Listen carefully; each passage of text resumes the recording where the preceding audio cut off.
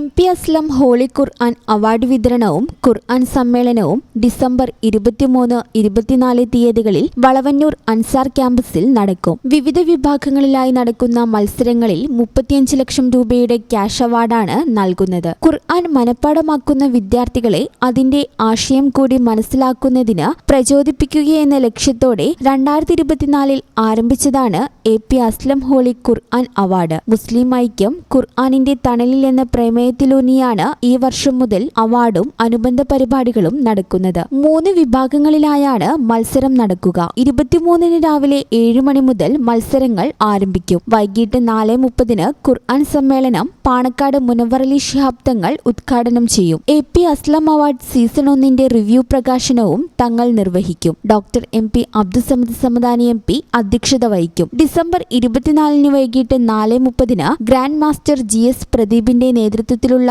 ഇക്ര അറിവന്വേഷണത്തിലേക്ക് ഒരു വാതായനം എന്ന പേരിൽ വൈജ്ഞാനിക പരിപാടി നടക്കും. മുസ്തഫ തൻവീർ ഖുർആൻ പ്രഭാഷണം നടത്തും. 6:30-ന് നടക്കുന്ന അവാർഡ് ദാന സമാപന സമ്മേളനം പാണക്കാട് സാദിഖ് അലി ശിഹാബ് തങ്ങൾ ഉദ്ഘാടനം ചെയ്യും. Award committee chairman AP Abdussamad അധ്യക്ഷത വഹിക്കും. വാർത്താ സമ്മേളനത്തിൽ P Ubaidullah MLA, AP Abdussamad, Rashid അസ്ലാം, AP സൊലാഹ് എന്നിവർ പങ്കെടുത്തു.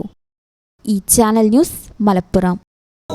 ഞങ്ങളെപ്പറ്റി നിങ്ങൾക്കല്ലേ കൂടുതൽ അറിയുന്നത്?